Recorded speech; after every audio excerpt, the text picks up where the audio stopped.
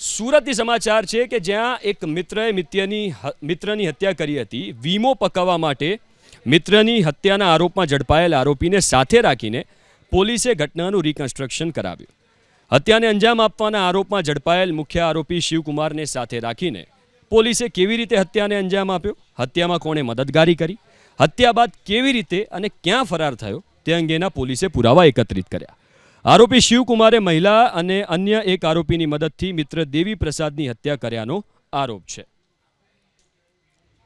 આરોપી જે છે શિવકુમાર મિશ્રા, એમને સાથે રાખીને આજરોજ જે રીતના બનાવ બનેલો હતો તે વખતે એનું રિકન્સ્ટ્રક્શન પંચનામું કરવામાં આવ્યું છે અને એ સાક્ષ્યમાં ડિજિટલ એવિડન્સ તરીકે લેવામાં આવ્યું છે. જેમાં જે જગ્યાએથી એના મિત્ર, જે 10 વર્ષ જૂના મિત્ર હતા, વડોદથી બેસાડી અને કડોદરા જે સર્વોત્તમ પેટ્રોલ પંપ, સર્વોત્તમ હોટલની બાજુમાં જે પેટ્રોલ પંપ છે ત્યાંથી લઈ ટ્રકમાં અહીંયા સણિયા ખંભાતલા રોડ ઉપર આવ્યા હતા અને જે રીતે અંજામ દીધો એ એના આખું રિકન્સ્ટ્રક્શન કરવામાં.